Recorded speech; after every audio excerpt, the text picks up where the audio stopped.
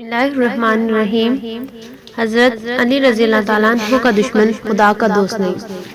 جو ناظرین ہمارے چینل پر نئے آئے ہیں ان سے گزارش ہے کہ چینل کو سبسکرائب کریں اور بیل آئیکن پر کلک کریں تاکہ ہر نئی ویڈیو آپ تک بآسانی پہنچ سکے۔ اگر ویڈیو پسند آئے تو ویڈیو کو لائک کریں اور شیئر کریں۔ علی رضی اللہ تعالیٰ عنہ کا دشمن خدا کا دوست نہیں۔ ایک دن حضرت جبرائیل علیہ السلام ایک طباق لے کر آئے جو جنت کے سیبوں سے لبریز تھا۔ حضرت جبرائیل علیہ السلام نے طباق حضور نبی کریم صلی اللہ علیہ وسلم کے سامنے رکھ کر عرض کیا، یا رسول اللہ صلی اللہ علیہ وسلم، آپ صلی اللہ علیہ وسلم اس میں سے اس شخص کو عنایت کیجئے جو آپ صلی اللہ علیہ وسلم کو پیارا ہو۔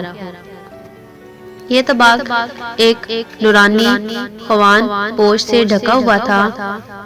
حضور نبی کریم صلی اللہ علیہ وسلم نے اپنا ہاتھ اس طباق میں داخل کر کے ایک سیب نکالا۔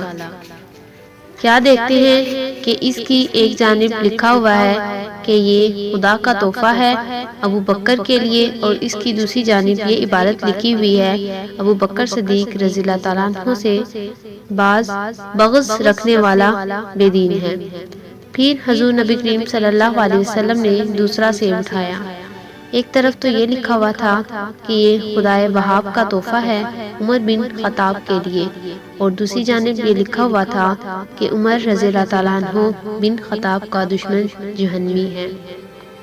پھر حضور نبی کریم صلی اللہ علیہ وسلم نے تیسرا سیب اٹھایا جس کے ایک جانب یہ لکھا تھا کہ یہ خدائے منان و حنان کا تحفہ ہے عثمان رضی اللہ تعالیٰ عنہ بن عفان کے لیے، اور دوسری طرف یہ لکھا تھا کہ عثمان کا دشمن رحمان کا دشمن ہے۔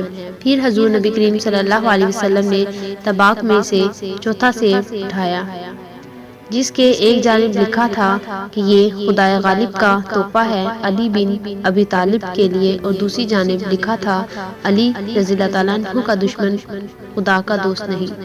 حضور نبی کریم صلی اللہ علیہ وسلم نے ان عبارت کو پڑھ کر اللہ تعالیٰ کی بے حد حمد و ثنا بیان فرمائی۔